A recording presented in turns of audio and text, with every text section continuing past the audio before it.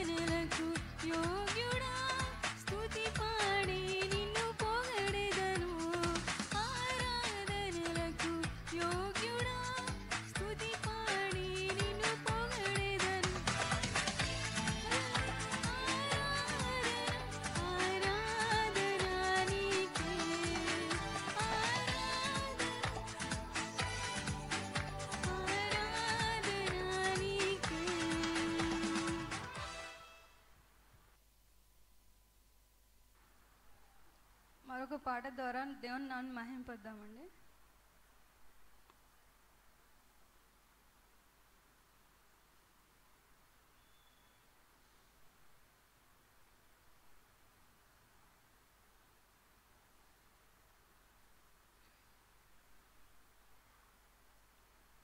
కళ్ళములతో రాయగలమా, కవితలతో వర్ణించగలమా నీ మహోన్నతమైన ప్రేమ అనే సాంగ్ ద్వారా దేవుని నామమును మహింపొద్దాం.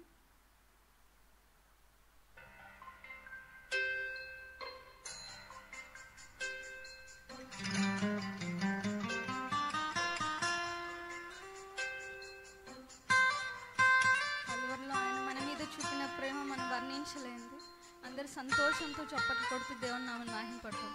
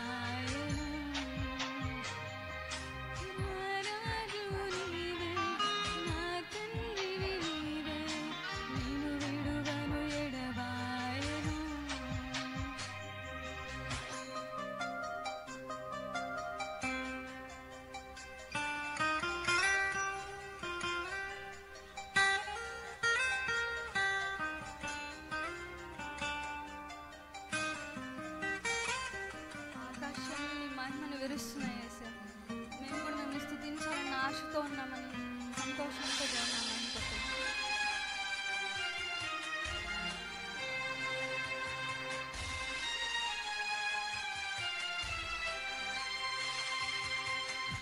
ఆకాశములు ఈ మహిమను వివరించుచున్నవి,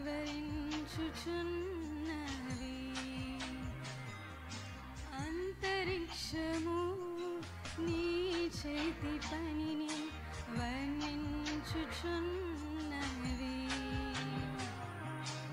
ఆకాశములు నీ మహిమను వివరించుచున్నవి, అంతరిక్షము నీ చేతి పనిని వర్ణించుచున్నది. దేవా నా ప్రాణము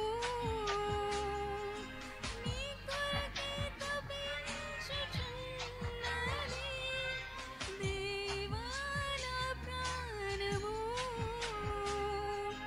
నీ కొరకే తపించుచున్నది. ఆరాధింతును, ఆరాధింతును, ఆరాధింతును, ఆరాధింతును. రారాజు నీవే, నా తండ్రివి నీవే, నిన్ను విడువను ఎడబాయను. రారాజు నీవే, నా తండ్రివి నీవే, నిన్ను విడువను ఎడబాయను.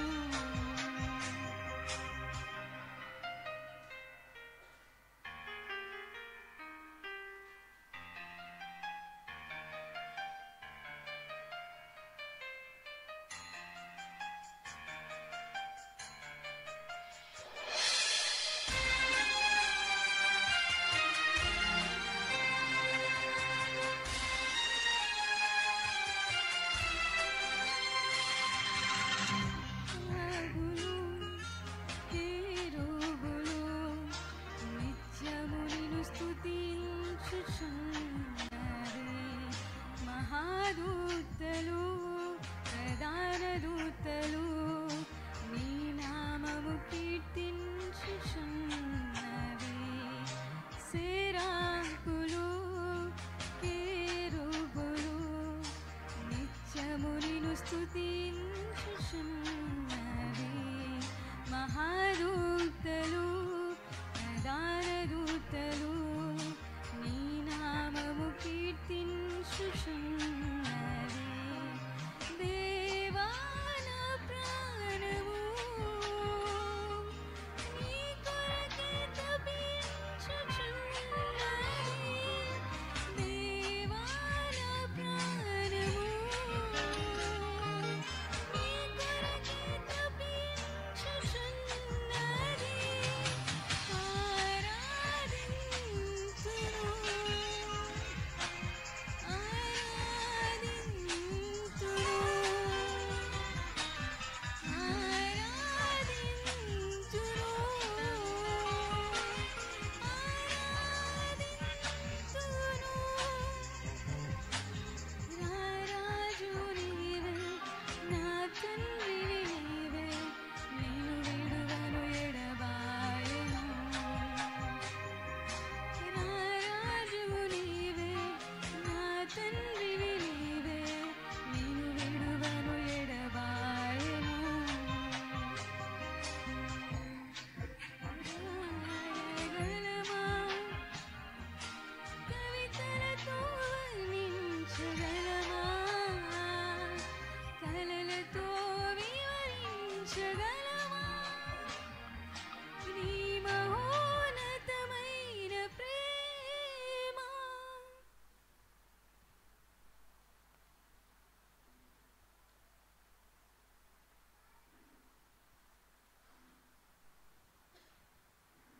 హల్లెలూయా.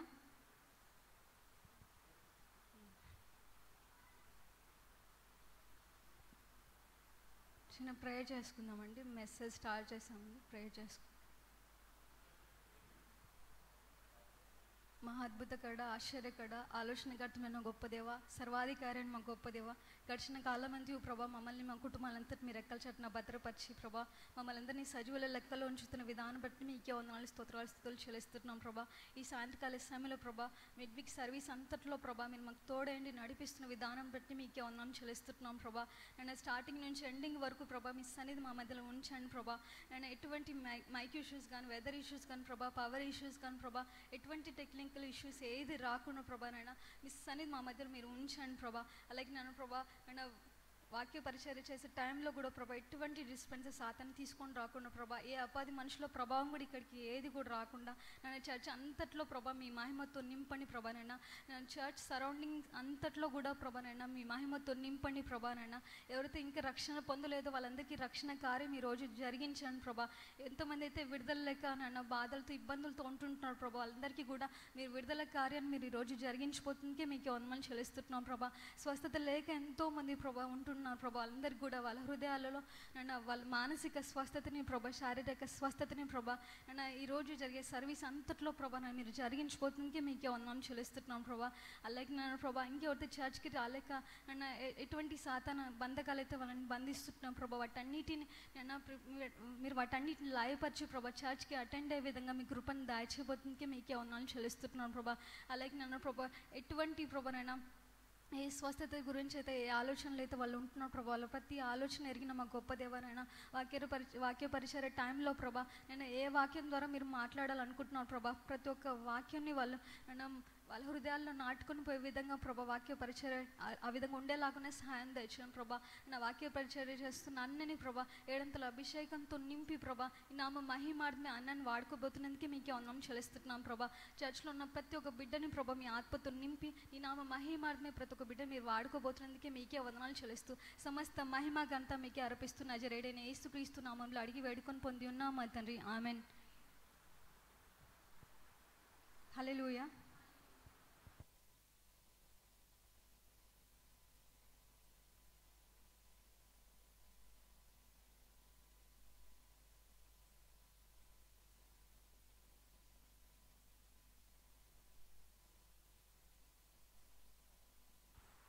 Hallelujah, hallelujah. Praise the Lord, praise the Lord.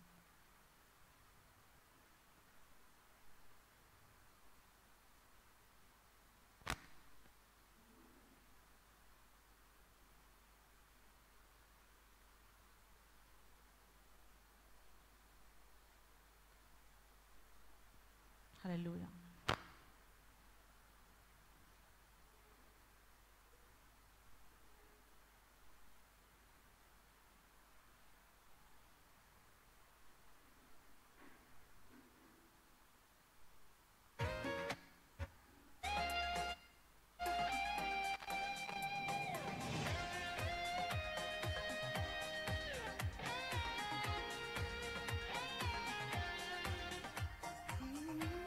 సంతోషగానము రక్షణ శృంగము మహాశైలము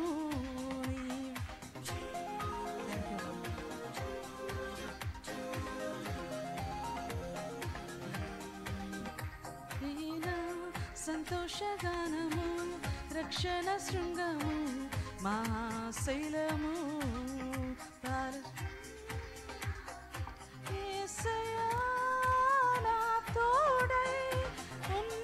స్థలములపై నడిపించుచున్నావు బాలశూరుడా యేసయ్యా నా తోడై ఉన్నత స్థలములపై నడిపించుచున్నావు. నీవేనా సంతోషగానము రక్షణ శృంగము మహాశైలము.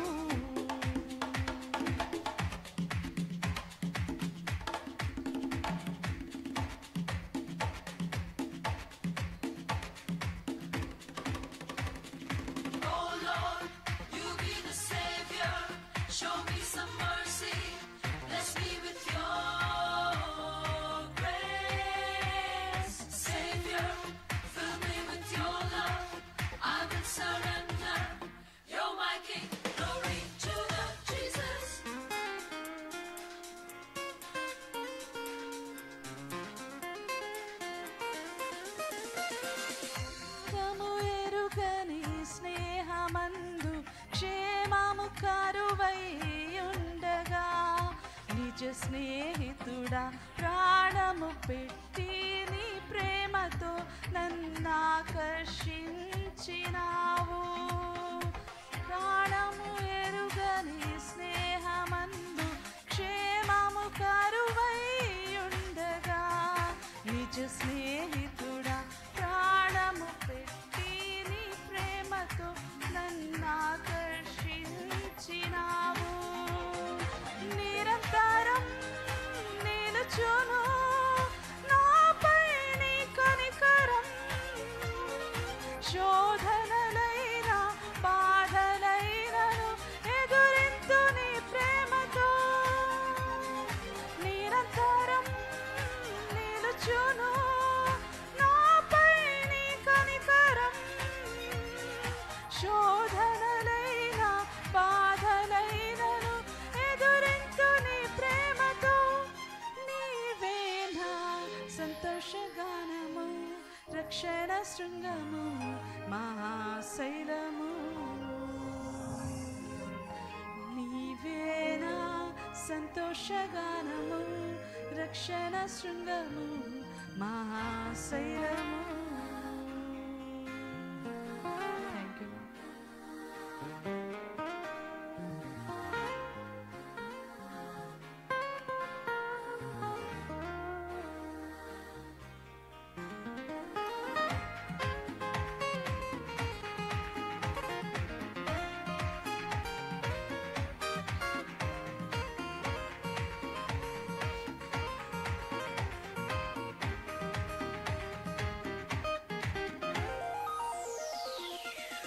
వేదన కలిగిన దేశమందు వేకువ వెలుగై నిలిచినావు.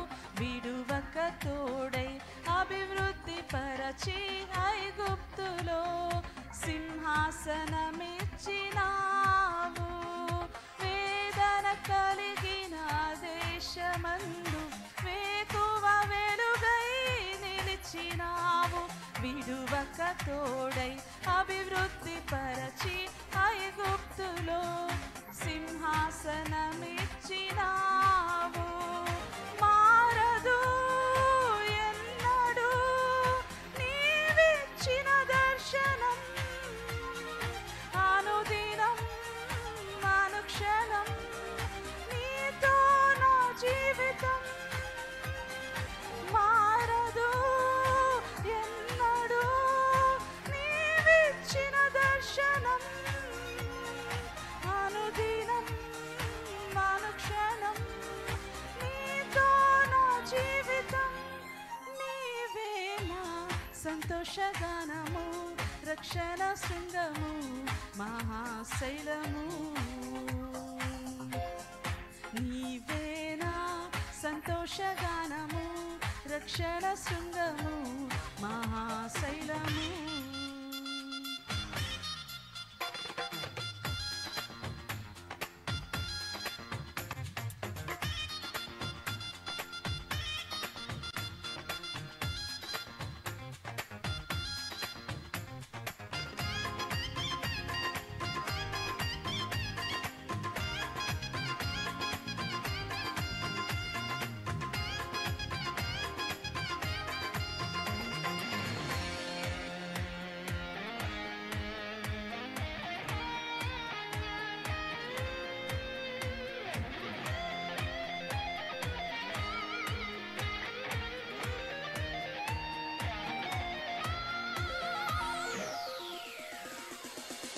జీవమైన లోయయందు జీవాధిపతివై వెలసినావు.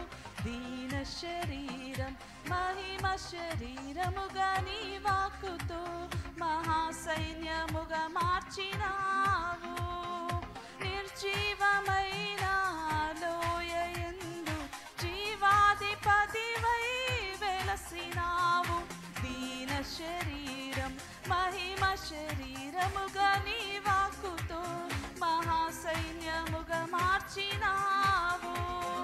హల్లెలూయా హల్లెలూయా నీవే రాజువు. హోసన్నా హోసన్నా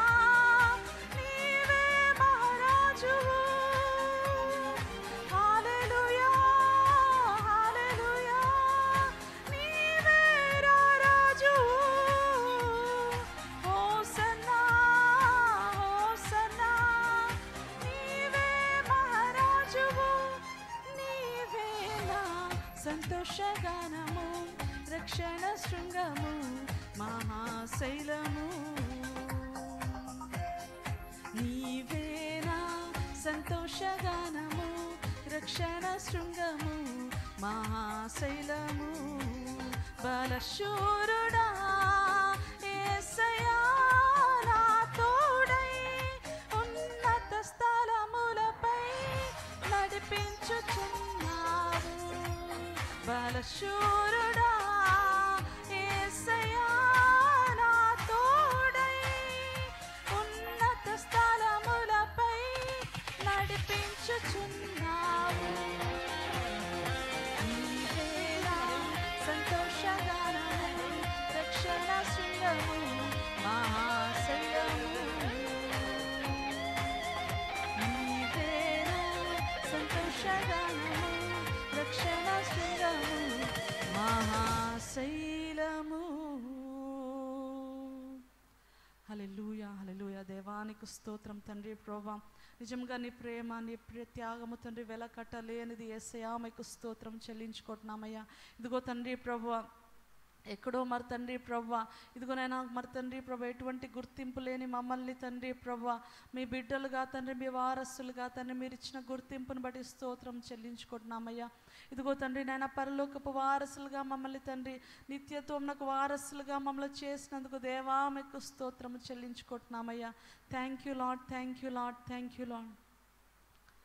బలశూరుడా యేసయ్యా నా తోడై ఉన్నత స్థలములపై నడిపించుచున్నావు.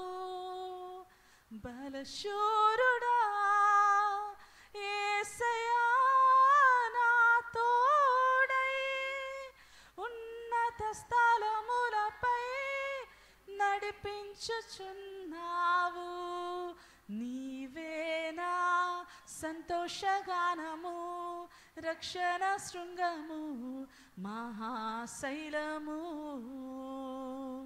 నీవేనా సంతోషగానము రక్షణ శృంగము మహాశైలము. Thank you lord.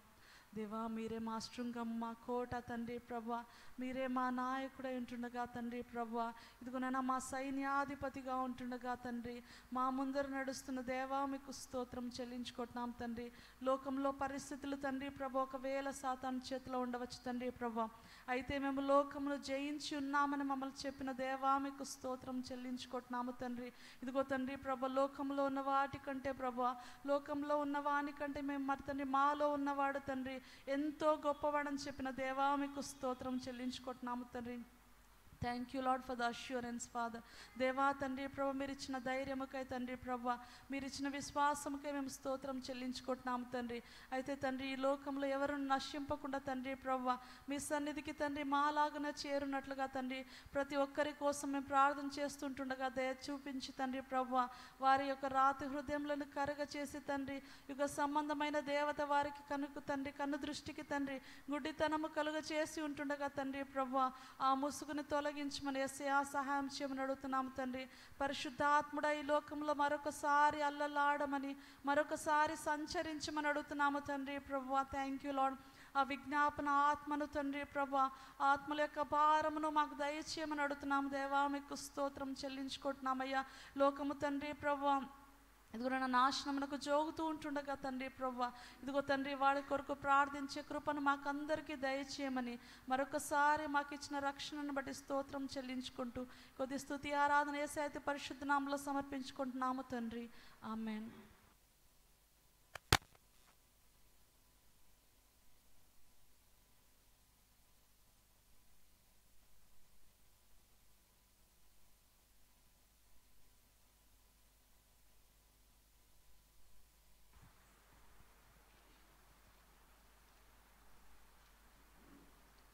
హల్లెలూయా. మత్తయి సువార్త 24వ అధ్యాయం మొదటి 2 వచనాలు మొదటి 3 వచనాలు చదువుదాం. Matthew 24 chapter 1 to 3 verses. యేసు దేవాలయం నుండి బయలుదేరి వెళ్ళుచుండగా ఆయన శిష్యులు ఆ దేవాలయపు కట్టడంలో ఆయనకు చూపింపవచ్చిరి. అందుకైన మీరు ఇవన్నీ చూచుచున్నారు కదా, రాతి మీద రాయి ఒకటి అయినను ఇక్కడ నిల్చుండకుండా పడద్రోయబడునని మీతో నిశ్చయంగా చెప్పుచున్నానని వారితో అనెను. ఆయన ఒలీవల కొండ మీద కూర్చుండి ఉన్నప్పుడు శిష్యులు ఆయన యుద్ధకు ఏకాంతంగా వచ్చి, ఇవి ఎప్పుడు జరుగును, నీ రాకడకును యుగ సమాప్తికిని సూచనలేవి మాతో చెప్పుమనగా. ప్రార్థన చేసుకుందామండి. తండ్రి, నీకే స్తోత్రం చెల్లిస్తున్నాం దేవా. ఈ సాయంకాలం వేళ ప్రభువా, దేవా నీ వాక్యమును ప్రభువా మాకు బోధించమని, దేవా నీ వాక్యంలో తండ్రి నువ్వు సిద్ధపరిచినటువంటి సత్యమును తండ్రి మాకు బయలుపరచమని ప్రార్థిస్తున్నాం తండ్రి. నీ వాక్యం ద్వారా మమ్మల్ని బలపరిచి గొప్ప కార్యములు చేయమని యేసు నామంలో ప్రార్థిస్తున్నాం మా తండ్రి. ఆమేన్, ఆమేన్, హల్లెలూయా. మరి ఈరోజు నుంచి కొన్ని వారాల పాటు మరి యేసుక్రీస్తు యొక్క రెండవ రాకడ ముందు జరిగేటువంటి సంభవాల గురించి కొన్ని మనం వాక్యంలోంచి మనం చూడబోతున్నాం. మరి రీసెంట్గా ఉన్నటువంటి కొన్ని విషయాలను మీకు తెలియపరుస్తాను. అదే సమయంలో యేసయ్య చెప్పినటువంటి వాక్యంలో ఉన్నటువంటి ఆత్మీయమైనటువంటి సత్యాలు ఏవైతే ఉన్నాయో మనము వేటినైతే నేర్చుకుని మరి ఆ సత్యం ద్వారా ఏ విధంగా మనం బలపడాలో, ఏ విధంగా రాకడ కొరకు మనం సిద్ధపడాలో కూడా దేవుని వాక్యంలోంచి మనం చూడబోతున్నాం. మరి ఇక్కడ ప్రత్యేకంగా ఈ 24వ అధ్యాయాన్ని, అలాగే మార్క్స్ వార్త 13వ అధ్యాయాన్ని, అలాగే లూకాసు వార్త 21వ అధ్యాయాన్ని, ఈ 3 చాప్టర్స్ని మాథ్యూ 24, మార్క్ 13 అండ్ లూక్ 21, ఈ 3 అధ్యాయాలను ఏమని అంటారంటే ఓలివెట్ డిస్కోర్స్ అంటారు. ఓలివెట్ డిస్కోర్స్ అంటే ఒలీవ కొండ పైన యేసుక్రీస్తు తెలియచేసినటువంటి సంగతులు, యేసుక్రీస్తు చేసినటువంటి ప్రసంగం. మరి ఎవరి గురించి ఈ మాటలు ఆయన పంచుకుంటున్నాడంటే ప్రత్యేకంగా ఆయన తన శిష్యులతో చెప్తున్నటువంటి మాటలు. మరి యేసు ప్రభు 33.5 సంవత్సరాలు ఈ లోకంలో జీవించాడు. 3.5 సంవత్సరాలు ఆయన పరిచర్య చేశాడు. 3.5 సంవత్సరాల పరిచర్య యొక్క చివరిలో కలువరి సిలువలో తన ప్రాణాన్ని అర్పించాడు. మరి సిలువలో ఆయన ప్రాణం అర్పించిన శుభ శుక్రవారానికంటే ముందుగా ఆదివారం నుంచి శుక్రవారం దాకా అనేకమైనటువంటి సంఘటనలు జరిగాయి. ఆయన యెరూషలేములోకి ప్రవేశించడం మొదలుకొని మరి గెత్సెమనే తోటలో ఆయన ప్రార్థన చేసి అన్యాయ తీర్పును పొంది మరి ఆయన సిలువలో ప్రాణం అర్పించేదాకా మరి ఈ వారం రోజుల మధ్యలో జరిగినటువంటి విషయాలే ఇవి. ఆ సందర్భంలో ఆయన తన యొక్క శిష్యులతో ఈ మాటలు పంచుకున్నారు. మరి చాలామంది స్కాలర్స్ వచ్చేసి అది బుధవారం రోజు, ఆ హోలీ వీక్లో వెన్స్డే రోజు ఆయన ఈ మాటలు షేర్ చేసుకున్నాడు అని తెలియజేస్తున్నారు. అది కూడా ఒలీవ కొండ పైన ఆయన తెలియజేశాడు. మరి యెరూషలేము మందిరము ఎక్కడ ఉంటుందనంటే ఈ ఒలీవ కొండకు ఎదురుగా ఉన్నటువంటి ప్రాంతంలో ఉంటుంది. మరి ఆ కొండ నుంచి చూస్తే తూర్పు వైపున ఒలీవ కొండ కనిపిస్తుంది. మరి మందిరం నుంచి ఆయన దాటి తూర్పు వైపున వస్తూ ఉన్నటువంటి సమయంలో, ఈ ఒలీవ కొండ వెళ్తున్నటువంటి సమయంలో శిష్యులు అడుగుతున్నటువంటి మాట అన్నమాట.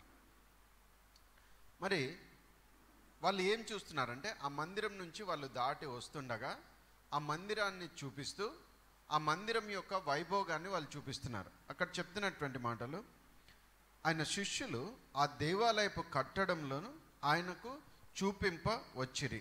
చూద్దాం ఇదే మాట, మార్క్స్ వార్త 13వ అధ్యాయము 1-2 వచనాలు.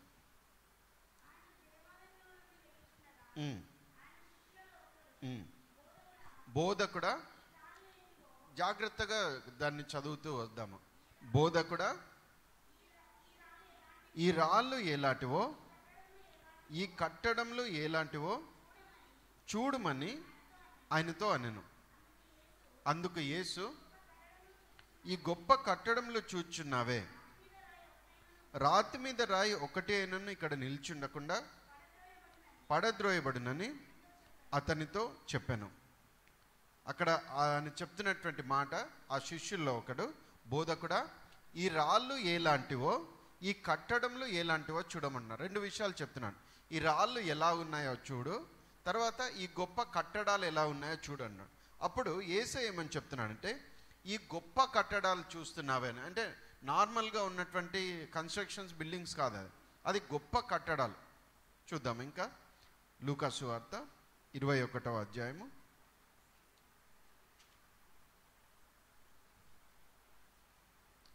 5వ వచనం. కొందరు, చూడండి జాగ్రత్తగా చదవండి, ఇది అందమైన రాళ్లతోనూ అర్పితములతోనూ శృంగారింపబడి ఉన్నదని దేవాలయంను గూర్చి మాట్లాడుచుండగా ఆయన, ఈ కట్టడములు మీరు చూచుచున్నారే, వాటిలో రాతి మీద రాయి ఉండకుండా అవి పడద్రోయబడు దినములు వచ్చుచున్నవని చెప్పాను. ఇక్కడ ఇంకా కొంచెం డిస్క్రిప్షన్ క్లియర్గా ఉంటుంది. ఎలా ఉన్న రాళ్ళు అంటే అందమైన రాళ్ళు, అర్పితములతోనూ శృంగారింపబడి ఉన్నాయి. అంటే నీట్గా డెకరేట్ చేయబడి, నీట్గా అవన్నీ కూడా స్కల్ప్టింగ్ చేసే, అంటే వాటిని దానిపైన ఉన్నటువంటి డిజైన్స్ అంతా కూడా చెక్కి ఉన్నాయి కదా అని చెప్తూ, ఈ కట్టడంలను మీరు చూస్తున్నారే, వాటిలో రాతి మీద రాయి ఉండకుండా పడద్రోయబడి దినములు వచ్చున్నవని చెప్పాను. అప్పుడు వారు, బోధకుడా, అలాగైతే ఇవి ఎప్పుడు జరుగును అని, అవి జరగబోనని సూచన ఏమని ఆయనను అడగగా, అంటే స్పెసిఫిక్గా అక్కడ జరుగుతున్నటువంటి విషయం, ఆ హోలీ వీక్లో ఆయన ఆ టెంపుల్ నుంచి బయటికి వస్తున్నాడు. యేసు వెళ్తున్నాడంట. ఆ టెంపుల్ నుంచి ఆయన బయటికి వెళ్తున్నటువంటి సమయంలో శిష్యులు మరి వెనక్కున్నటువంటి ఆ టెంపుల్ని చూపిస్తూ, ఆ రాళ్ళను చూపిస్తూ, ఎంత అందంగా ఉన్నాయి, ఎంత గొప్పగా ఉన్నాయి, ఈ కట్టడాలు ఎంత గొప్పగా కట్టబడ్డాయి అంటూ యేసయ్యకి చెప్తున్నారు. వాటి గురించి ఆయనకు తెలియజేస్తున్నారు. కానీ వెంటనే యేసయ్య ఇస్తున్నటువంటి జవాబు ఏంటంటే, వాటిలో రాతి మీద రాయి నిలబడకుండా పడిపోయేటువంటి దినాలు వస్తున్నాయి. అది ఫస్ట్ ఈ ఒలివ కొండలో ఆయన ప్రసంగం ఇవ్వడానికంటే ముందు ఆయన ఇస్తున్నటువంటి ఒక ఇంట్రడక్షన్. మరి ఇక్కడి నుంచి మనం స్టార్ట్ చేద్దాం. ఈరోజు మరి మన మెసేజ్ టైటిల్ ఏంటంటే, Jesus is the cornerstone. Jesus is the cornerstone. యేసు క్రీస్తే పునాది రాయి. Jesus is the cornerstone, Jesus is the foundation stone. దాని గురించి ఈరోజు మనం వాక్యంలో చూడబోతున్నాం. మరి ఇక్కడ ఇశ్రాయేలు ప్రజలకు రెండు ప్రాముఖ్యమైనటువంటి విషయాలు ఉంటాయి. వారు దాన్ని చాలా గొప్పగా వాళ్ళు భావిస్తారు. ఒకటి, వాళ్ళ యొక్క క్యాపిటల్ సిటీ జెరూసలేం. యెరూషలేంని వాళ్ళు ఎంతో పవిత్రంగా, యెరూషలేంని వాళ్ళు ఎంతో ప్రాముఖ్యంగా, యెరూషలేంని వాళ్ళు ఒక చారిత్రాత్మకంగా ఎంతో గొప్పది అంటూ దాన్ని ఎంతో విలువనిస్తారు. రెండవది, వాళ్ళు అంత విలువనివ్వడానికి కారణం ఏంటంటే అక్కడ ఉన్నటువంటి మందిరం. ఒకటి సిటీ, సెకండ్ వచ్చేసి అక్కడ ఉన్నటువంటి టెంపుల్. ఆ మందిరాన్ని బట్టి వాళ్ళు దాన్ని ఎంతగానో వాళ్ళు ప్రశస్తమైనదిగా, విలువైనదిగా చూస్తుంటారు. మరి మనం బైబిల్లో ఒక క్రమంలో మనం గమనిస్తూ వస్తే, ఆ టెంపుల్ మొట్టమొదటగా అక్కడ ఉన్నటువంటి మందిరం మొట్టమొదటగా ఎప్పుడు కట్టబడిందనంటే సొలొమోన్ ద్వారా దేవుడు దాన్ని కట్టించాడు. మరి కట్టాలనేటువంటి ఆలోచన, కట్టాలనేటువంటి ప్రేరేపణ దావీదుకు ఉంటుంది. కానీ దేవుడు ఏం చెప్తాడంటే, నీ చేతులు రక్తంతో తడిసి ఉన్నాయి కాబట్టి నీవు ఈ మందిరం కట్టవద్దు, కానీ నీ తర్వాత ఉండేటువంటి సంతానము మందిరం కట్టడానికి నేను వారికి అవకాశం ఇస్తానని చెప్తాడు. యాక్చువల్గా దేవుడు మరి హస్తకృత్యమైనటువంటి ఆలయాల్లో ఆయన నివసించాడు అని వాక్యంలో ఉంది. అంటే చేతులతో కట్టబడినటువంటి మందిరంలో ఆయన నివసించాడు. అందుకని ఆ గొప్ప మందిరాన్ని కట్టినటువంటి సొలొమోనే దేవుని గురించి ఏం చెప్తాడంటే, ఆకాశం నీ సింహాసనం, భూమి నీ పాదపీఠము, నేను కట్టిన ఈ మందిరం ఏ పాటిదే అంటాడు. మరి అది చాలా గొప్ప మందిరం, అది చాలా ఘనత కలిగినటువంటి మందిరం. దాదాపు ఎన్నో లక్షల రూపాయలు, కోట్ల రూపాయలు ఆ రోజుల్లోనే ఖర్చు పెట్టి మరి ఎక్కడెక్కడి నుంచో మెటీరియల్, ఇంటర్నేషనల్గా మెటీరియల్ తెప్పించి కట్టించినటువంటి మందిరం. కానీ దాంట్లో ఉన్నటువంటి ప్రాముఖ్యత ఏంటంటే, that is the presence of God. దేవుని యొక్క సన్నిధిని బట్టి దానికి విలువను వస్తుంది. మరి ఎక్కడి నుంచో తెప్పించినటువంటి మరి మెటీరియల్ని బట్టి, అక్కడ వాడినటువంటి దేవదారు వృక్షాలను బట్టి, అక్కడ వాడినటువంటి ఏనుగు దంతాలు, వీటన్నిటిని బట్టి కాదు, దేన్ని బట్టి దానికి విలువ వస్తుందని సొలొమోన్ ఆ సమయంలో గుర్తించగలిగాడంటే, that is because of the presence of God. దేవుని సన్నిధిని బట్టి మందిరాన్ని నిర్మించి దాన్ని డెడికేట్ చేసినటువంటి సమయంలో మరి దేవుని సన్నిధి అక్కడ ప్రవేశించి యాజకులు పరిచర్య చేయలేకపోయారని, యాజకులు పరిచర్య చేయడానికి అక్కడ నిలబడలేకపోయారంట వాళ్ళు. ఎందుకనంటే that was filled with the presence of God. దేవుని సన్నిధి చేత అది నింపబడింది. చాలా గొప్పగా కట్టబడినటువంటి నిర్మాణము. కానీ దానికి అసలైనటువంటి విలువ ఎక్కడి నుంచి వచ్చిందంటే because of the presence of God. దేవుని యొక్క సన్నిధిని బట్టి దేవుడు అక్కడ తన యొక్క సన్నిధిని నిలపడానికి, ప్రజల యొక్క ప్రార్థనలు ఆలకించడానికి, అక్కడ తను ఆరాధనలు పొందుకోవడానికి ఆ ప్రదేశాన్ని ఎన్నుకున్నాడు. కాబట్టి ఆ స్థలాన్ని ఎన్నుకున్నాడు కాబట్టి దానికి అంత ప్రత్యేకత వచ్చింది. హల్లెలూయా. అది మందిరం గురించి ఫస్ట్ ఇంట్రడక్షన్. తర్వాత ఏమైందంటే సొలొమోన్ కట్టించినటువంటి మందిరము మరి చాలా సంవత్సరాల వరకు చాలా గొప్పగానే అది ఉండింది. కానీ అది 587 BCలో దాన్ని బాబిలోనియన్స్ దాన్ని డిస్ట్రాయ్ చేసేశారు. అంతకంటే ముందుగా దేవుడు తన ప్రవక్తలను పంపిస్తూ వాళ్ళ ద్వారా హెచ్చరిస్తూ ఉంటాడు. మీ ప్రవర్తన సరిగా ఉండాలి, మీరు వాక్య ప్రకారంగా జీవించాలి, మీరు నా కట్టడలను అతిక్రమించకూడదు, మీరు ఆ విధంగా చేస్తున్నారు కాబట్టి మరి మీకు పనిష్మెంట్ వస్తుంది అంటూ ముందుగానే వారిని హెచ్చరిక చేస్తూ వస్తాడు. కొన్ని సంవత్సరాల పాటు అనేక మంది ప్రవక్తల ద్వారా హెచ్చరిస్తూ వస్తాడు. కానీ ఆ హెచ్చరికను వారు నిర్లక్ష్యపరుస్తారు. వారు నిర్లక్ష్యం చేసినందుకు బబులోను సామ్రాజ్యం నెబుకద్నెజర్ ఆధ్వర్యంలో వారిపైన దాడి చేసి 587 BCలో దాన్ని డిస్ట్రాయ్ చేసేస్తారు. మందిరాన్ని నాశనం చేసేస్తారు. ఏదైతే వాళ్ళ ఘనతగా అనిపిస్తుందో, ఏదైతే వాళ్ళకు గొప్పదిగా వాళ్ళు భావిస్తున్నారో అది వాళ్ళు దాంట్లో సంతోషించకుండా దాన్ని వాళ్ళు నాశనం చేసేస్తారు. అదే టైంలో ఇశ్రాయేలు అంటే మిగిలినటువంటి యూదులను వాళ్ళు చెరలోనికి తీసుకుని వెళ్ళిపోతారు. బాబిలోనియన్ క్యాపిటల్లోకి వెళ్ళిపోతారు. అలా వెళ్ళిపోయినటువంటి వాళ్ళు మరి డానియల్, షడ్రక్, మేషక్, అబేద్నెగో వీళ్ళందరూ ఉంటారు. 70 సంవత్సరాల సమయం అక్కడ చెర అయిపోయిన తర్వాత మళ్ళీ అక్కడి నుంచి వాళ్ళు వెనక్కి వచ్చేటువంటి సమయం ఆసనమైనప్పుడు తిరిగి వాళ్ళు వెనక్కి వస్తారు. కానీ ఈ టెంపుల్ మాత్రం డిస్ట్రాయ్ అయిపోయి ఉంటుంది. అప్పటికి అది నాశనం అయిపోయి ఉంటుంది. కానీ దాని తర్వాత బాబిలోనియన్ కింగ్డమ్ అన్నది పడిపోయి నెక్స్ట్ ఇంకొక కొత్త సామ్రాజ్యం అన్నది వస్తుంది. ఇంకొక కొత్త సూపర్ పవర్ వస్తుంది. ఆ కొత్త సూపర్ పవర్ ఏంటంటే పారసీక సామ్రాజ్యం అని, పర్షియన్ కింగ్డమ్. బాబిలోనియన్ కింగ్డమ్ తర్వాత పర్షియన్ కింగ్డమ్, పారసీక సామ్రాజ్యం వస్తుంది. పారసీక సామ్రాజ్యానికి కోరేషు అనేటువంటి ఆయన రాజుగా చేయబడతాడు. ఆయన చాలా బలంగా ఉండి మిగతా దేశాలను జయిస్తూ కోరేష్ అనే వ్యక్తి రాజుగా మార్చబడతాడు, పారసీకుడు. దేవుడు అతని మనసులో ఒక ఆలోచన పెడతాడు. ఏంటంటే మళ్ళీ తిరిగి ఈ యూదా ప్రజలను చెరలో నుంచి వాళ్ళ సొంత ప్రాంతానికి పంపించాలని, మళ్ళీ తిరిగి వాళ్ళని యూదా దేశానికి పంపించాలని. అలా యూదా దేశానికి పంపించేటువంటి క్రమంలో ఆయన జెరుబాబెల్కి తిరిగి మందిరాన్ని కట్టించడానికి అధికారం ఇచ్చి పంపిస్తాడు. అందుకని జెరుబాబెల్ ఇక్కడికి వచ్చేసిన తర్వాత చెర నుంచి తిరిగి వచ్చినటువంటి యూదులతో పాటు ఫస్ట్ వాళ్ళు మొదలు పెట్టేటువంటి పని ఏంటంటే మందిరాన్ని కట్టడం స్టార్ట్ చేస్తారు. ఎందుకనంటే దేవుని మందిరంలో దేవుని మహిమ ఉంటుంది. దేవుని మహిమ వాళ్ళతో ఉన్నప్పుడు వాళ్ళు ప్రతి విషయంలో వారు వర్ధిల్లుతారు. ప్రతి విషయంలో దేవుని కాపుదల వాళ్ళకు ఉంటుందని వాళ్ళకు అర్థమవుతుంది. కానీ అంతకంటే ముందు ఎహెచ్కేల్లో, అంటే నేను అన్ని రెఫరెన్సెస్ చెప్పడం లేదు, చాలా టైం పడుతుంది, అందుకని బ్రీఫ్గా నేను టచ్ చేసుకుంటూ వెళ్తా.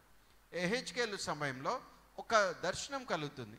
ఏంటి ఆ దర్శనం అంటే దేవుని మహిమ మందిరంలోంచి వెళ్ళిపోవడము దర్శన రూపంలో ఎహెచ్కేలు చూస్తాడు. ఎప్పుడైతే దేవుని మహిమ మందిరంలో నుంచి వెళ్ళిపోతుందో దాని తర్వాత ఈ బబులోనీయులు వచ్చి దాన్ని నాశనం చేసేస్తారు. కానీ ఎప్పుడైతే ప్రెజెన్స్ ఉంటుందో అక్కడ గాడ్స్ ప్రొటెక్షన్ ఉంటుంది. ఎక్కడైతే దేవుని సన్నిధి ఉంటుందో అక్కడ దేవుని కాపుదల ఉంటుంది. కానీ వాళ్ళు చేసినటువంటి వాక్య విరుద్ధమైనటువంటి పనులను బట్టి దేవుని మహిమ ఆ మందిరాన్ని వదిలిపోయింది. తర్వాత ఆ టెంపుల్ నాశనం అయిపోయింది. తర్వాత ఆ ప్రజలందరూ కూడా మరి చెరలోకి వెళ్ళిపోవడం జరిగింది. కాబట్టి వాళ్ళు తిరిగి వచ్చిన తర్వాత, బబులోన్ చెర నుంచి తిరిగి వచ్చిన తర్వాత వెంటనే వాళ్ళు తీసుకున్నటువంటి నిర్ణయం ఏంటంటే మందిరాన్ని తిరిగి కట్టాలి. దానికోసమే కోరేష్ వాళ్ళకు అవకాశం ఇచ్చి అధికారం ఇచ్చి మళ్ళీ వెనక్కు పంపిస్తాడు. పోయి దాన్ని స్టార్ట్ చేసుకోండి అని. మరి వాళ్ళు వచ్చి స్టార్ట్ చేసినటువంటి టైంలో మరి స్టార్టింగ్లో అందరు కూడా సహకరిస్తూ వస్తారు. కానీ సమయం గడిచే కొద్దీ మళ్ళీ వాళ్ళ సొంత పనుల్లో వాళ్ళు బిజీ అయిపోయి దేవుని మందిరాన్ని నిర్లక్ష్యపరుస్తారు. మరి దాన్ని బట్టి దేవుడు మళ్ళీ ప్రవక్తలను లేపి వాళ్ళ ద్వారా హెచ్చరిస్తూ వస్తాడు. జకరియా, హగ్గై వీళ్ళందరూ కూడా ఆ సమయంలో ఉన్నటువంటి ప్రవక్తలే. వాళ్ళందరూ కూడా హెచ్చరిస్తూ వస్తారు. మరి ఆ మందిరం గురించి మొదలుపెట్టినటువంటి మరి జెరుబ్బాబెల్ డిసప్పాయింట్ అయిపోతూ ఉంటాడు, ఎవరు ఆయనకు సపోర్ట్ చేయటం లేదని. ఆ సమయంలో యెహోషువ అనేటువంటి పర్సన్ ఆయన యాజకుడుగా ఉంటాడు. మరి ఆ సమయంలో దేవుడు ఆయనకు వాగ్దానం ఇస్తాడు, ఏమనంటే ఇది శక్తి చేతనను బలం చేతనను కాక నా ఆత్మ ద్వారానే ఈ కార్యము జరుగును అంటూ ఈ జెరుబ్బాబెల్ను ప్రత్యక్షమగు యెహోవా వాక్కు. జకర్యా గ్రంథము 4వ అధ్యాయము 6-7 వచనాల్లో కృప కలుగును గాక, కృప కలుగును గాక అంటూ జనులు కేకలు వేచుండగా అతడు దాన్ని పైరాయిని తీసి పెట్టించను అనేటువంటి వాక్యం ఉంటుంది. ఎందుకు ఆ అధికారం ఆయనకి ఇస్తున్నాడు, ఎందుకు ఆ కృప ఆయనకి ఇస్తున్నాడు అంటే, ఎప్పుడైతే మందిరం అక్కడ కట్టబడుతుందో దేవుని చిత్త ప్రకారంగా దేవుని సన్నిధి అక్కడ వస్తుంది. దేవుని సన్నిధి ఎప్పుడైతే అక్కడ ఉంటుందో దేవుని మహిమతో నింపబడతారు. దేవుని మహిమతో ఎప్పుడైతే నింపబడతారో ఆ ప్రాంతానికి, ఆ ప్రజలకు, ఆ దేశానికి అది ఆశీర్వాదం. అందుకనే ఆ మందిరం కట్టబడిన తర్వాత దేవుడు ప్రవక్తల ద్వారా ఏమని మాట్లాడతాడంటే, మొదటి మందిరం మహిమ కంటే కడపటి మందిరం యొక్క మహిమ ఇంకా అధికంగా ఉంటుంది అని. హల్లెలూయా. అది that is a prophetic word. అది అంటే దాంట్లో 2 రకాలుగా వాగ్దానం యొక్క నెరవేర్పు ఉంటుంది. అంటే సొలొమోన్ కట్టించినటువంటి మందిరం కంటే జెరుబ్బాబెల్ ద్వారా కట్టబడినటువంటి మందిరానికి ఇంకా మహిమను ఎక్కువనిస్తానని దేవుని యొక్క వాగ్దానం. కానీ యాక్చువల్గా సొలొమోన్ కట్టించినటువంటి మందిరం చాలా పెద్దది. అప్రాక్సిమేట్గా ఎంత ఉంటుందంటే ఆ ప్లేస్ అంతా 17 acres, 17 ఎకరాల్లో కట్టబడినటువంటి ప్లేస్ అది. 17 ఎకరాల్లో కట్టబడినటువంటి మందిరం అదంతా కూడా ఒక స్క్వేర్ షేప్లో ఉంటుంది. 4 వైపులా కూడా సమానంగా ఉన్నటువంటి ఒక చక్కని స్క్వేర్ షేప్లో ఉంటుంది. స్క్వేర్ షేప్లో కట్టబడినటువంటి మందిరం అది. మరి అంత గొప్ప మందిరంగా నెక్స్ట్ జెరుబ్బాబెల్ కట్టించింది ఉండదు, దానికంటే తక్కువనే ఉంటుంది. ఎందుకంటే అక్కడ ఉన్నటువంటి గోల్డ్ కానీ, అక్కడ ఉన్నటువంటి వెండి కానీ అవన్నీ కూడా బబులోనీలు అన్నీ కూడా ఒలుచుకుని తీసుకెళ్ళిపోతారు వాళ్ళు. అక్కడ ఉన్నవన్నీ కూడా తీసేసుకుని వెళ్ళిపోతారు. అందుకని అంత గొప్పగా అది ఉండదు, ఆ టైంలో ఉన్నంత గొప్పగా ఉండదు. కానీ దేవుని మహిమ దేవుడు వాగ్దానం చేసింది అక్కడ. హల్లెలూయా. అది కట్టడానికి 538 BCలో అది స్టార్ట్ చేస్తారు. 515 BCకి అది కంప్లీట్ అయిపోతుంది, డెడికేషన్ చేస్తారు. దాదాపు 23 సంవత్సరాల పాటు ఆ టెంపుల్ని కట్టడం జరుగుతుంది. కానీ సాల్మన్ కట్టించినటువంటి టెంపుల్ 7 years పీరియడ్లో కడతాడు, 7 సంవత్సరాల కాలంలో కడతాడు. దాంట్లో ఉపయోగించిన మెటీరియల్ కానీ, దానికి ఉన్నటువంటి మరి అందంగా అలంకరించినవి కానీ చాలా గొప్పగా ఉంటాయి. కానీ దాని తర్వాత ఏమైందంటే, ఇప్పుడు యేసుక్రీస్తున్నటువంటి సమయంలో శిష్యులు మాట్లాడుతున్నది ఏ మందిరం గురించి అంటే, సొలొమోన్ కట్టించిన మందిరం అది డిస్ట్రాయ్ అయిపోయింది. తర్వాత జెరుబ్బాబెల్ కట్టించినటువంటి మందిరము, మరి సొలొమోన్ మందిరం అంత గొప్పగా పెద్దగా అది ఉండదు. కానీ ఆ సమయంలో హేరోదు రాజుగా ఉంటాడనమాట. హేరోద్ ద గ్రేట్ అంటారు హిస్టరీలో ఆయన. ఆ హేరోద్ ఏం చేస్తాడంటే, మందిరం కట్టడాన్ని ఒక ప్రెస్టీజియస్ ప్రాజెక్టుగా ఆయన టేకప్ చేస్తాడు. చేసి దాన్ని కట్టడం ఆయన మొదలు పెడతాడు. అది దాదాపుగా 46 సంవత్సరాల టైం పడుతుంది ఆ మందిరం కట్టడానికి, 46 years టైం. ఆ 46 సంవత్సరాల కాలంలో కట్టినటువంటి ఆ మందిరము అప్పట్లో ప్రపంచ వింతల్లో ఒకటిగా ఉండింది. అంటే అంత గొప్పగా దాన్ని కన్స్ట్రక్ట్ చేశారు. ఆ మందిరము 46 years పట్టింది. అది 18 BCలో కన్స్ట్రక్షన్ చేయడం స్టార్ట్ చేశారు. 18 BCలో కన్స్ట్రక్ట్ చేయడం స్టార్ట్ చేసి ఆల్మోస్ట్ ఆల్ అది కంప్లీట్ అయిపోయే లోపల 62-64 AD వరకు అది ఇంకా ఇంకా ఇంకా ఇంకా ఎక్స్పాండ్ చేసుకుంటూనే వచ్చారు. అది 46 years వరకు అయింది. దాని తర్వాత కూడా ఇంకొన్ని ఇయర్స్ దాన్ని ఎక్స్పాన్షన్ చేస్తూ దాన్ని అద్భుతంగా చేస్తూ వచ్చారు. కానీ అక్కడ ఏమైందనంటే 17 acresలో సొలొమోన్ కట్టించినటువంటి దేవుని మందిరం ఉండగా, హేరోద్ కట్టించినటువంటి మందిరం ఏం చేశాడంటే 36 acresలో చేశాడు ఆయన. 36 ఎకరాలుగా దాన్ని మార్చాడు. అది ఫస్ట్ ఉన్నటువంటి టెంపుల్ వచ్చేసి అది స్క్వేర్ షేప్లో ఉంటుంది. కానీ ఈయన చేసినటువంటి టెంపుల్ ఇది ట్రెపీజియాయిడ్ షేప్లో ఈయన మార్చేశాడు. ట్రెపీజియం లాగా షేపే ఆయన చేంజ్ చేసేసాడు. దాంతోపాటు అనేకమైనటువంటి గదులు కట్టేశాడు, అనేకమైనటువంటి కాంప్లెక్స్ కట్టాడు అక్కడ. అంటే షాపింగ్ కాంప్లెక్స్ ఎలా ఉంటుందో అలాంటి కాంప్లెక్స్ అంతా కట్టేశారు. ఎవరైనా వచ్చినా అక్కడ రెస్ట్ తీసుకునేటట్టు, తర్వాత అక్కడ బిజినెస్ చేసుకోవడానికి అనుకూలంగా, మరి అక్కడ మామూలు టూరిస్ట్ ప్లేస్లోకి వెళ్తే మనకు అన్ని బిజినెస్ అన్నీ దొరుకుతాయి కదా, అవి ఇవి కొనుక్కోవడానికి ఆ విధంగా. తర్వాత కరెన్సీ ఎక్స్చేంజ్ చేయడానికి వేరే నేషన్స్ నుంచి వచ్చినటువంటి వాళ్ళు వాళ్ళ డబ్బులు మార్చుకుని మళ్ళీ లోకల్ కరెన్సీ వీళ్ళది తీసుకుని దాన్ని అక్కడ పే చేసే విధంగా మొత్తం ఒక ఇంటర్నేషనల్ లెవెల్లో దాన్ని తయారు చేశాను. చాలా పెద్ద కాంప్లెక్స్ అది, చాలా పెద్ద కాంప్లెక్స్. ప్లస్ దాంట్లో అవుటర్ కోర్ట్ అనేటువంటి ఒక ప్లేస్ ఉంటుంది. అవుటర్ కోర్ట్ అనేటువంటి ప్లేస్ ఎక్స్క్లూజివ్లీ ఫర్ విజిటర్స్. అంటే ఇంటర్నేషనల్గా వచ్చినటువంటి టూరిస్ట్ ఎవరైతే ఉంటారో అక్కడ వాళ్ళు ఎంటర్ అయ్యి వాళ్ళు ఆ ప్లేస్ అంతా వాళ్ళు తిరగవచ్చు. ఆ ప్లేస్లో అక్కడ అన్నీ కూడా కొనుక్కోవచ్చు. ఆ ప్లేస్లో వాళ్ళు రావడానికి వాళ్ళకు ఎంట్రీ పర్మిషన్ ఉంటుంది. కానీ ఓన్లీ జూయిష్ పీపుల్కి మాత్రం అక్కడి నుంచి లోపలికి ఇంకొక ప్లేస్ ఉంటుంది. అంటే ఓన్లీ యూదులు మాత్రము ఆరాధన చేయడానికి వెళ్ళేటువంటి ప్రదేశము అది సపరేట్గా పెడతాడు. కానీ బయట అవుటర్ కోర్ట్ మాత్రము it was for every one, ప్రతి ఒక్కరి కోసము అది సిద్ధపరచబడినటువంటి ప్రదేశం. Because of tourism and because of business జరగాలని, టూరిజం జరగాలని దాన్ని అంత గొప్పగా ఆయన చేశాడు. చేసి అక్కడ ఉన్నటువంటి ప్రత్యేకత ఏంటంటే చాలా గొప్పగా కాంప్లెక్స్లా కట్టాడు. అక్కడ ఉన్నటువంటి ప్రత్యేకత ఏంటంటే స్టోన్స్. అందుకని ఈ రాళ్ళను చూడండి అని చెప్తున్నాను. దానికి బేస్ వేసినటువంటి స్టోన్ వెయిట్ అప్రాక్సిమేట్గా ఒక్కొక్క స్టోన్ వెయిట్ 500 టన్స్ ఉండేదంట. 500 టన్నులు, 500 టన్స్. ఒక టన్ అంటే 1000 kg. అలాంటిది 500 టన్స్ దాని ఫౌండేషన్ స్టోన్స్ ఉండేవంట. దాన్ని బేస్ చేసుకుని దానిపైన కట్టేవాళ్ళు. మళ్ళీ అక్కడ ఉన్నటువంటి స్టోన్ అప్రాక్సిమేట్ దాని వెయిట్ వచ్చేసి 50 to 70 టన్స్ ఉండేదంట. 50 నుంచి 70 టన్నులు. ఒక టన్ అంటే 1000 kg. 50 to 70 టన్స్ ఉండేదండి. దాంతో అవి హైట్ ఒక్కొక్కటి కూడా 10 feet 12 feet ఉండేది ఒక స్టోన్. అంటే మనకు దాదాపుగా ఇప్పుడు నా హైట్కి దాదాపుగా డబల్ ఉంటుంది ఒక్కొక్క స్టోన్, అంత పెద్దగా ఉండేదండి.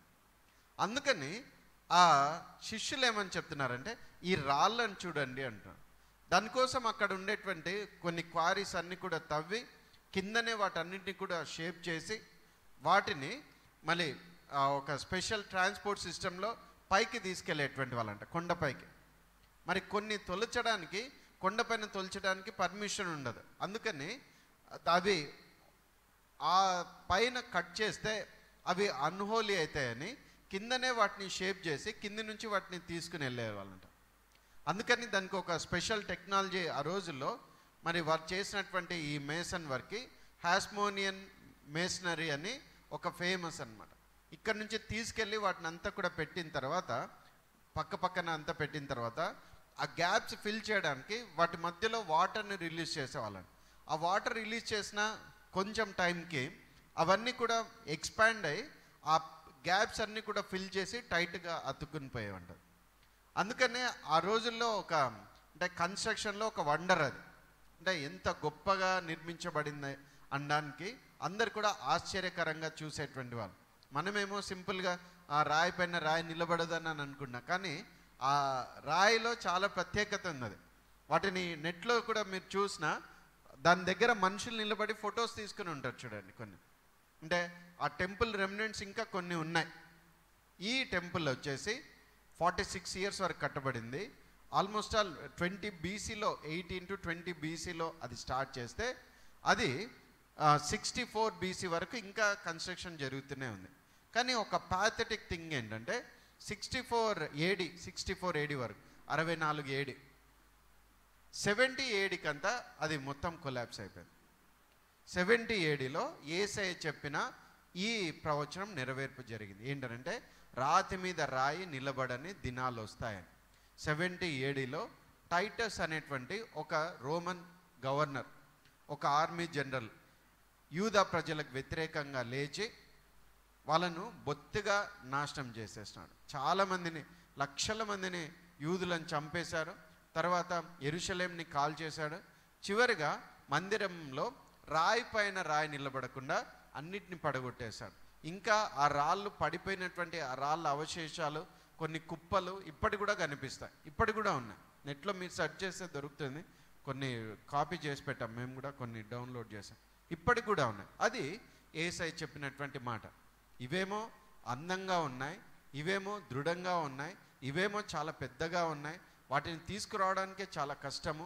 మరి వాటి వెయిట్ కానీ వాటి ఫౌండేషన్ కానీ ఆ కన్స్ట్రక్షన్ కానీ అంత స్ట్రాంగ్గా ఉన్నప్పటికీ రాతి పైన రాయి నిలబడినటువంటి దినాలు వస్తాయి అని చెప్పాడు. వచ్చాయి, అవి నిలబడకుండా పడిపోయాయి.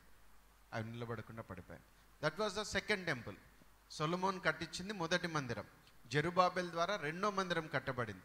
హేరోదు దాన్ని మాడిఫై చేశాడు. దానిపైనే ఆ పాత కన్స్ట్రక్షన్ అంతా తీసేసి కొత్తగా ఆయన చేశాడు. అందుకని హేరోద్ కట్టించిన టెంపుల్ని జెరుబాబెల్ టెంపుల్తో పాటు కలిపి సెకండ్ టెంపులే అంటారు. సెకండ్ టెంపుల్ని ఆయన మాడిఫై చేశాడు. కాబట్టి ఇది హిస్టారికల్గా జరిగినటువంటి ఈవెంట్. ఇప్పుడు దీన్ని బట్టి మనం ఆత్మీయంగా ఏం నేర్చుకోవాలి చూద్దాం. సామ్స్ కీర్తనల గ్రంథము 118:22. ఇల్లు కట్టువారు నిషేధించిన రాయి మూలకు తలరాయి ఆయను, ఇది యెహోవా వలన కలిగినది, ఇది మన కన్నులకు ఆశ్చర్యము. ఆమేన్. మామూలుగా ఎవరు ఆ రియల్ ఫౌండేషన్ స్టోన్ ఎవరనంటే జీసస్ క్రైస్టే, యేసుక్రీస్తే. కానీ వాళ్ళు కట్టించినటువంటి మందిరము ప్రత్యేకంగా హేరోదు is not at all a believer. అతడు విశ్వాసి కాదు, దేవుని పైన ఆధారపడినవాడు కాదు, దేవుని నిజంగా నమ్మినటువంటి వాడు కాదు. కానీ తన ఘనత కోసము, తనకు పేరు రావాలని, అదేవిధంగా తన గురించి ప్రజలందరూ కూడా గొప్పగా చెప్పుకోవాలని, తర్వాత దాన్ని బట్టి ట్యాక్సెస్ పెంచాడు. ఆ టైంలో ప్రజల నుంచి ఎక్కువ డబ్బును ఆ మందిరం కోసము కలెక్ట్ చేయడానికి ట్యాక్సెస్ పెంచాడు. పన్నులన్నీ కూడా పెంచి వాళ్ళ దగ్గర నుంచి డబ్బు వసూలు చేసి దాన్ని కట్టాడు. కట్టిన తర్వాత దాని నుంచి మళ్ళీ వ్యాపారం చేసుకోవడానికి, మళ్ళీ వ్యాపారం అక్కడ బిజినెస్ జరిగే విధంగా గువ్వలు అమ్మేవాళ్ళు, రూకలు మార్చుకునే వాళ్ళు, తర్వాత అక్కడ వచ్చి విజిట్ చేసేవాళ్ళు, తర్వాత అక్కడ స్టే చేసేవాళ్ళు, మొత్తం టూరిజం డెవలప్ చేయడానికి అన్నట్టు ఉండింది. అది ఆయన ప్లాన్. కానీ రియల్ ఫౌండేషన్ స్టోన్ ఎవరు అంటే యేసు ప్రభువే. అది వాళ్ళు తృణీకరించాడు. అక్కడ ఉన్నటువంటి రాజు తృణీకరించాడు. ఆయన అసలు గుర్తించలేదు హేరోదు. ఇంకా ఏం ఆశ్చర్యమైనటువంటి విషయం అంటే యేసుక్రీస్తు జన్మించాడన్నటువంటి విషయము తూర్పు దేశంలో ఉన్నటువంటి జ్ఞానులకు తెలిసి వారు యెరూషలేముకి వచ్చి వాళ్ళు అడుగుతారు, యూదుల రాజుగా పుట్టినవాడు ఎక్కడున్నాడు? మేము ఆయన నక్షత్రాన్ని కనుగొని ఆయన ఎక్కడున్నాడో తెలుసుకోవాలని వచ్చాము అంటాడు. కానీ ఆ మాట విన్న వెంటనే ఏమవుతుందనంటే హేరోదు రాజుకి అలాగే యెరూషలేం పట్టణానికి అంతటి కూడా కలవరం కలుగుతుందంట.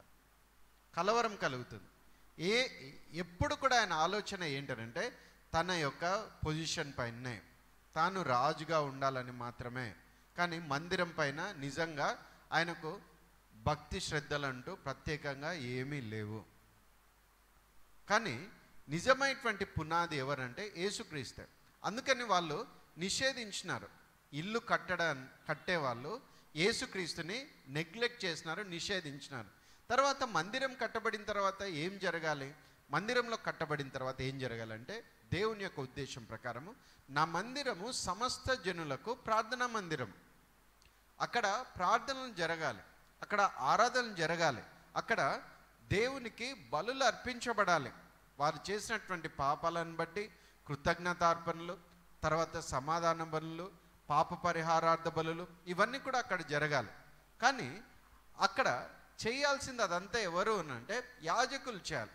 కానీ యాజకులు కూడా ఏ విధంగా మారారు? ఆ సమయంలో ఉన్నటువంటి ప్రధాన యాజకులకు ఉన్నటువంటి కైప, అన్న ఇలాంటి వాళ్ళంతా కూడా కమర్షియల్గా మారారు.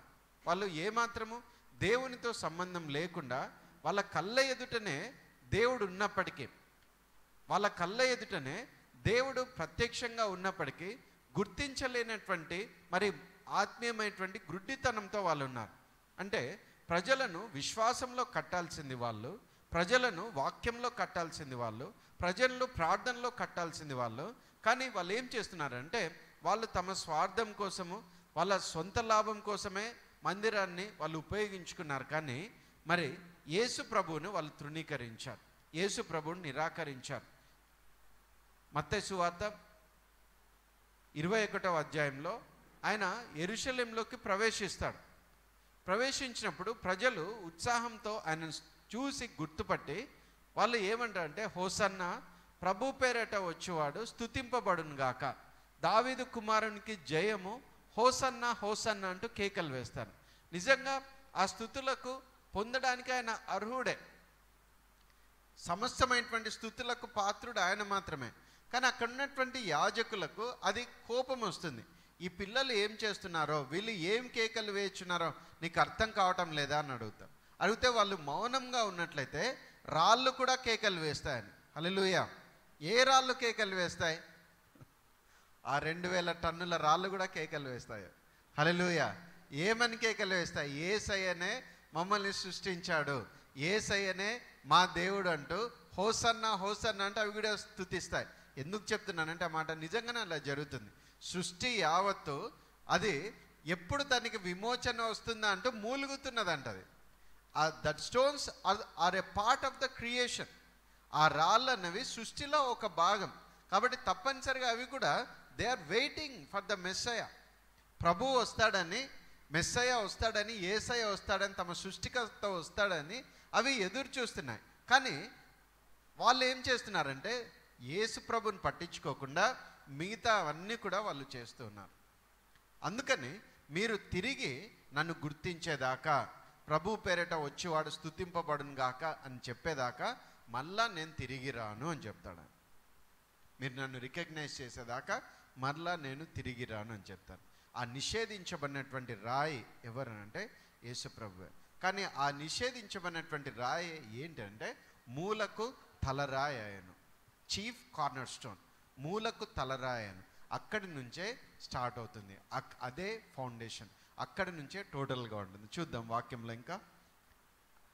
Acts 4 chapter 11th verse.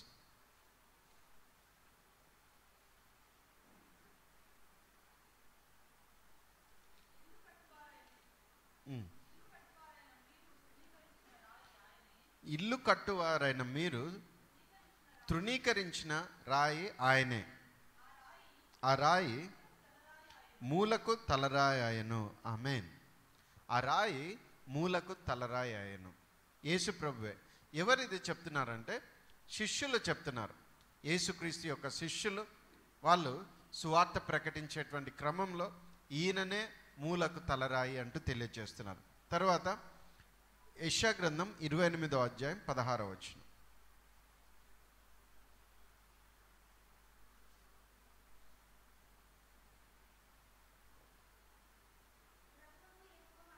ప్రభువు యెహోవా ఈలాగున సెలవిచ్చుచున్నాడు, సియోన్లో పునాదిగా రాతిని వేసిన వాడు నేనే, అది పరిశోధింపబడిన రాయి, అమూల్యమైన తలరాయి, బహుస్థిరమైన పునాది అయిన మూలరాయి అయి ఉన్నది. విశ్వసించువాడు కలవరపడడు. ఆమేన్. హల్లెలూయా. ఎవరైతే యేసు ప్రభువుని నమ్ముతున్నారో, ఎవరైతే యేసు ప్రభువును తమ యొక్క హృదయాల్లో, తమ యొక్క జీవితాల్లో మూలరాయిగా కలిగి ఉన్నారో, పునాది రాయిగా కలిగి ఉన్నారో, అటువంటి వాళ్ళు ఎప్పుడు కూడా కలవరపడరు.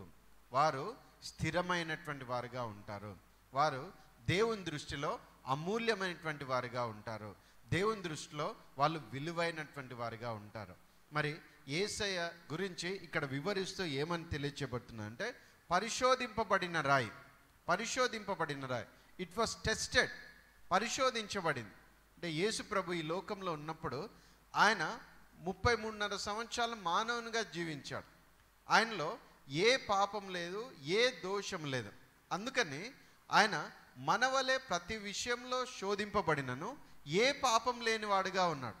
అంటే ఆయన పరిశోధించబడినప్పుడు, ఆయన శోధన ఎదుర్కొన్నప్పుడు ఆయనలో ఎలాంటి పాపం లేదు, ఎలాంటి పాపం చేయలేదు. ఆయన హీఈస్ అ పర్ఫెక్ట్, ఆయన perfect foundation, he's the perfect foundation. ఆయన ఒక పరిపూర్ణమైనటువంటి, సంపూర్ణమైనటువంటి, పరిశుద్ధమైనటువంటి పునాదిగా ఉన్నాడు. రెండోదిగా అమూల్యమైనటువంటి తలరాయి, ప్రెషియస్ వన్.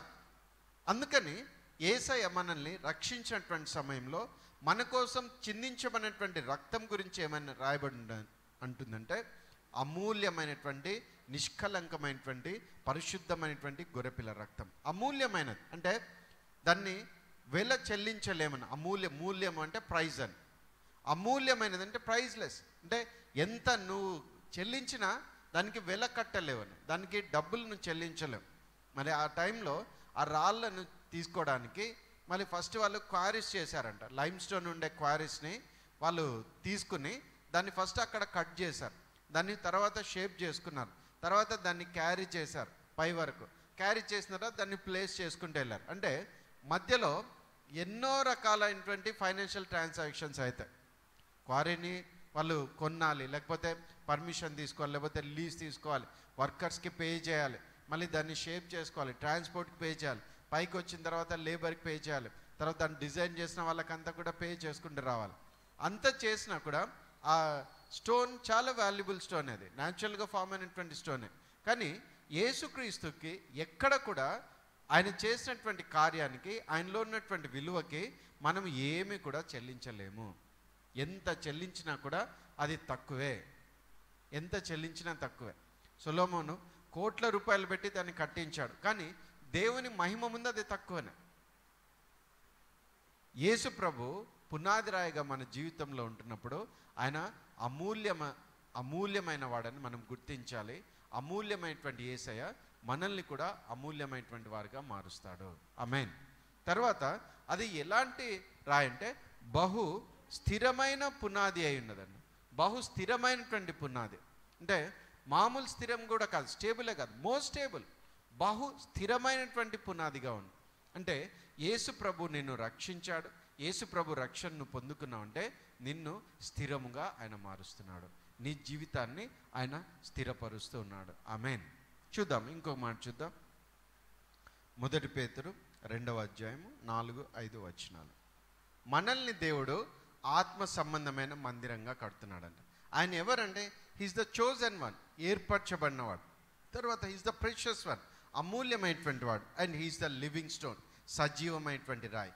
సజీవమైనటువంటి రాయి అయినటువంటి యేసు ప్రభు ఏం చేస్తున్నాడంటే మనల్ని సజీవమైన రాళ్ళుగా మారుస్తున్నాడు. సజీవమైన రాళ్ళుగా మార్చి మనల్ని ఏం చేస్తున్నాడు అంటే ఆత్మ సంబంధమైన మందిరంగా కడుతున్నాడు. రాతి మీద రాయి నిలబడకుండా అది పడిపోయింది, దాని కింద ఉన్నటువంటి పునాది అది స్థిరమైనది కాదు. అది కానీ మనము కట్టబడుతున్నటువంటి మన కింద ఉన్నటువంటి పునాది బహుస్థిరమైనది. హల్లెలూయా. మరి కట్టబడుతున్నటువంటి రాళ్ళైనటువంటి మనము ఎలా ఉన్నామంటే సజీవమైన రాళ్ళుగా ఉంటున్నాం. హల్లెలూయా. మనము కట్టబడుతుంటాం. ప్రభు యొక్క రాకడ వరకు మనం కట్టబడుతుంటాం. పడగొట్టబడ్డం అన్నది ఉండదు. హల్లెలూయా. స్థిరంగా దేవుడు చేశాడు, అమూల్యంగా చేశాడు, సజీవంగా మనల్ని చేశాడు. హల్లెలూయా. ఆయన ద్వారా మనం ఏర్పరచబడ్డాం. He has chosen us. దేవుడు మనల్ని ఎన్నుకున్నాడు, దేవుడు మనల్ని ఏర్పరచుకున్నాడు. మరి ఆ రోజు రాతి మీద రాయి నిలబడినటువంటి దినాలు వస్తాయని చెప్పాడు, కానీ ఈరోజు ఆయనే మూలకు తలరాయిగా ఉంటూ, ఆయన్నే సజీవమైనటువంటి స్థిరమైనటువంటి పునాది రాయిగా ఉంటూ ఆత్మ సంబంధమైన మందిరంగా సజీవమైనటువంటి రాళ్ళుగా మనల్ని కడుతున్నాడు. ఆమేన్. హల్లెలూయా. ఆయన రాకడ వరకు మనందరం కట్టబడదుం గాక, స్థిరంగా ఉందుం గాక, బలంగా ఉందుం గాక, ఆయన పునాదిపైనే మనం నిలిచి ఉందుం గాక. ఆమేన్. ఇంకా కొంచెం సేపు నెక్స్ట్ వీక్ నేను కంటిన్యూ చేస్తాను. 2 మాటలు చెప్పి జస్ట్ క్లోజ్ చేస్తాను. జస్ట్ చూడండి, మత్తయి సువార్త 16వ అధ్యాయం 18వ వచనం. మరియు నువ్వు పేతురు, ఈ బండ మీద నా సంఘంను కట్టుదును, పాతాళ లోక ద్వారంలో దాని ఎదుట నిలవనేరవని నేను నీతో చెప్పుచున్నాను. ఆమేన్. ఇక్కడ 2 మాటలు. ఇదిగో నీవు పేతురు అంటున్నాడు. పేతురు అని యూజ్ చేసిన దగ్గర ఉన్న ఒరిజినల్ గ్రీక్ వర్డ్ ఏంటంటే పెట్రాస్. ఈ బండ మీద నా సంఘాన్ని నేను కడతానని చెప్పిన చోట యూజ్ చేసిన గ్రీక్ వర్డ్ ఏంటంటే పెట్రాస్ అండ్ పెట్రా. పీటర్కి యూజ్ చేసిన వర్డ్ పెట్రాస్. యేసు ప్రభు ఈ బండ మీద అని నెక్స్ట్ చెప్పిన దానికి యూజ్ చేసిన వర్డ్ పెట్రాస్ అని అంటే ఏంటంటే ఒక బండరాయి, ఒక రాయి అని. కానీ పెట్రా అని చెప్పిన చోట బలమైన, స్థిరమైన, పెద్దదైన ఒక మూలరాయి అని అర్థం. అంటే పెట్రా అనేటువంటి యేసుక్రీస్తు పైన పెట్రాస్గా పేతురు కట్టబడుతున్నాడు. మనం కూడా సజీవమైన రాళ్ళ వలె అన్నప్పుడు అక్కడే యూజ్ చేసిన వర్డ్ ఏంటంటే పెట్రాయ్ అని, PETROI, పెట్రాయ్. అంటే ఏ విధంగా పేతుర్ని స్థిరపరిచాడో యేసుక్రీస్తు పునాది రాయిగా ఉంటూ, మనకు కూడా యేసు ప్రభువే పునాది రాయిగా ఉంటూ మనల్ని కూడా స్థిరపరిచి కడతానని వాగ్దానం చేస్తున్నాను. ఈ బండ మీద నా సంఘమును కట్టుదును అని చెప్తూ ఏమన్నా అంటే పాతాళ లోక ద్వారములు దీని ఎదుట నిలబడనేరవు. దేని ఎదుట? ఆత్మ సంబంధమైన మందిరమైన సంఘం ఎదుట. ఎందుకనంటే యేసుక్రీస్తే పునాది రాయిగా ఉంటున్నాడు కాబట్టి. హల్లెలూయా. ఆ రోజు అది పడిపోయింది, కానీ ఈరోజు ఇది పడిపోదు. ఏమవుతుందనంటే ప్రభు రాకడ వరకు స్థిరంగా ఉంటుంది, దేవుడు స్థిరంగా నిలబెడతాడు. తర్వాత ప్రాఫిటిక్. ఇప్పుడు మళ్ళీ కొంచెం ప్రాఫిటిక్గా చెప్తాను. ఇప్పుడు ప్రజెంట్ కరెంట్ సిచ్యువేషన్, రెండో మందిరం పడిపోయింది, రెండో మందిరం లేదు. కానీ ఇంకొక మాట జస్ట్ మీకు క్లూ ఇచ్చి నేను క్లోజ్ చేస్తాను. నెక్స్ట్ వీక్ దాని గురించి ఇంకొంచెం డీటెయిల్గా చెప్తాను. అర్థమవుతుందా చెప్తుంది? మత్తయి సువార్త 24వ అధ్యాయము 15వ వచనం. కాబట్టి ప్రవక్త అయిన దానియేలు ద్వారా చెప్పబడిన నాశనకరమైన హే వస్తువు పరిశుద్ధ స్థలమందు నిలుచుట మీరు చూడగానే. చూడండి, ఇక్కడ నాశనకరమైన హే వస్తువు, ప్రవక్త అయిన దానియేలు ద్వారా తెలియచేయబడిన నాశనకరమైన హే వస్తువు పరిశుద్ధ స్థలంలో నిలబడి ఉండుట మీరు చూడగానే. ఇక్కడేమో ఆ మందిరం పడిపోతుందని యేసుక్రీస్తు చెప్తున్నాడు, కానీ మళ్ళీ ఏమని చెప్తున్నాడంటే నాశనకరమైన హే వస్తువు పరిశుద్ధ స్థలంలో నిలబడుతుంది అంటూ మళ్ళీ చెప్తున్నాడు. మరి పడిపోయిన తర్వాత మళ్ళీ నిలబడాలి అని అంటే మళ్ళీ మందిరం కట్టబడాలి. రెండో మందిరం 70 ADలో పడిపోయింది, లేదు. కానీ నాశనకరమైన హే వస్తువు నిలబడాల్సిన పరిశుద్ధ స్థలం అన్నది ఏర్పాటు చేయబడాలంటే మళ్ళీ మందిరం అన్నది కట్టబడాలి. కాబట్టి థర్డ్ టెంపుల్ అనేది కట్టబడుతుంది. ఇది prophetic. First temple Solomon, second temple వచ్చేసి జెరుబాబెల్ ద్వారా స్టార్ట్ చేయబడి 23 years కట్టారు. కానీ దాన్ని హేరోద్ ద గ్రేట్ 46 years కట్టారు. 70 ADలో పడిపోయింది, లేదు అది.